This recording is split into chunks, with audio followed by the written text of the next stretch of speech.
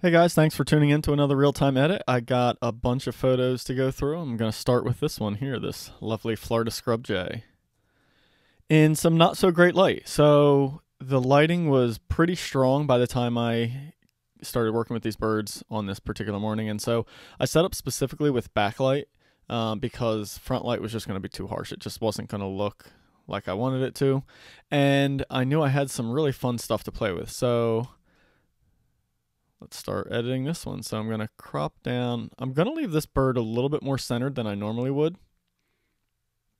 And I think it's just because of the placement of everything else that I want to include in this photo and the position of the bird's body.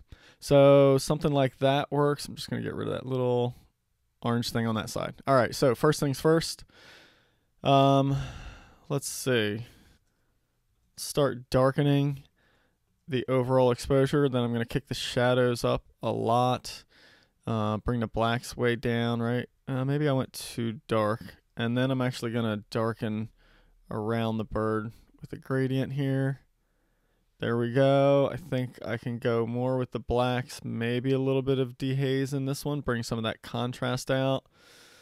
Let's lighten it up a little bit more and then further darken down the exterior area there, right? I really want to spotlight this bird, make him kind of stand out. So maybe something like that. Darken just a little bit more up top here. And that seems like a good start. I'm probably going to actually double process this one. So let's take it into Photoshop. Okay, so I got it in Photoshop. Now I'm going to go back and process a darker version. Bring that in to Photoshop. There we go. Let's layer these up. Let's see, I actually want to put the lighter one on top, so I'll do it that way. And then I'm going to mask that out. And now I'm just going to come in and paint the bird back in where it's all lighter. This is the boring part. Feel free to fast forward. But this is the kind of thing where, you know, knowing how I'm going to process this when I'm in the field definitely helps. So I kind of was shooting this, anticipating doing something a little kind of dramatic with the edit and really having the bird stand out in amongst all this crazy patterns. So, you know, I could see all those highlights and everything in the foreground and the background all around it. I could see that when I was shooting it. So I definitely was trying to take advantage of that and just some of the cool, crazy patterns and bokeh that was happening here. I'm not going to do that quite yet just because I have this hard brush. I'll come back and do that with a softer brush in a little bit. In fact, just go right through that little mess there. I'll clean that up in a bit. Same thing along the soft fuzzy feathers down there, around the leg. And I don't need to be perfect on those edges right now. And I'll just come back and use some automated selecting methods to try and get those fine detailed feathers selected. So there we go. Main thing is done. Let's see. Now I'll get this soft brush and bring back some of these other random details. I'll, kind of get those feathers included. We'll soften the edge along the bottom here. I'm also not going to leave it like this either when I'm done, but you get the hint. And there we go. Something like that is a good starting point. I'm just going to save this selection so I have it. And now let's actually fade this in and make it look a little bit more natural, right? I don't need these crazy light edges along the bottom and like the breast and the legs there, right? They don't need to be that light. I mainly just want it to kind of fade up into the bird there, so we see that a little bit more.